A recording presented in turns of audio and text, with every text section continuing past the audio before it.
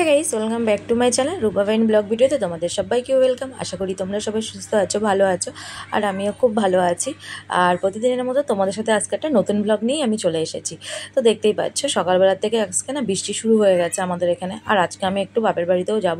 আর আকাশের অবস্থাটা দেখো খুবই খারাপ। এর মধ্যে কিন্তু জামা কাপড় কিছুটা আমি কেচে নিয়েছিলাম, বৃষ্টির জন্য মেলতে পারিনি। আর জামা কাপড় কেচে একবারে স্নান করে একটু চুলটা শুকিয়ে নিয়েছিলাম, যেহেতু আমি রেডি হব, যেহেতু আজকে বাড়ি যাব। আর দেখো তোমাদের দাদা ভাই আজকে অটো স্ট্যান্ডে ছেড়ে দিয়ে এসেছিলো, ওখান থেকে আমি অটো ধরে সোজা বাড়ি গেছিলাম। বাড়িতে দেখো চলে এসেছি। আর সন্ধ্যাবেলা এসে দেখি মা কিছুটা প্রসাদ রেখেছিল, যেহেতু পূর্ণিমা ছিল, কি ঠাকুরের জন্য পুজো ছিল আমার ঠিক মনে নেই, তা ওই ঠাকুরের প্রসাদই মা রেখে দিয়েছিল। আর এদিকে দেখেছো মামা মামি খুব সুন্দরভাবে কিন্তু কাঁঠাল খাচ্ছিলো। তো কাঁঠাল খাওয়ার ভিডিওটা আমি ভাবলাম একটু তুলে রাখি, মানে এত সুন্দরভাবে খাচ্ছে, তাই তোমাদের সাথে একটু শেয়ার করলাম। আর এদিকে দেখো আমার মাসির মেয়েরা ছিল, দাদা ছিল, সবাই মিলে একটু ইয়ার্কি করছিলাম।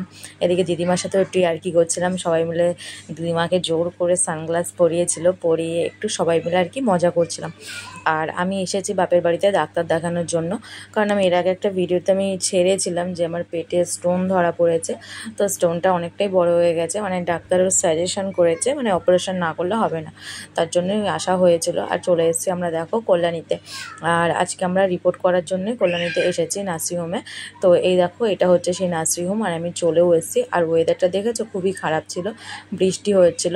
আর যেহেতু পরের দিনে আমাকে ওটির ডেট দিয়েছিল, তার জন্য তোমাদের দাদাভাইও চলে এসছে। বিকালের দিকে একটু মাঠে এসেছিলাম বাবুকে নিয়ে। সত্যি বলতে না প্রচণ্ডই টেনশন হচ্ছে, কালকে অপারেশন আমার ভেবে ভেবেই মানে ঘুমই হচ্ছে না রাতে এতটাই, মানে তার মধ্যে সাথে সাথেই তোমার ডেট দিয়ে দিয়েছে পরের দিনই। তো কিছু তো করার নেই, তাই না, তাই সাহস করে করতেই হবে। আর রাতের দেখো ডিনারে মা আজকে করেছিল ফ্রায়েড রাইস আর হলো চিকেন কষা, যেহেতু আমার খুব ফেভারিট খাবার ছিল এটা। আর দেখো পরের দিন সকালবেলা কিন্তু আমরা সবাই রেডি হয়ে বেরিয়ে গেছি নার্সিংহোমে। আর এখন বাজে সকাল কিন্তু 7টা।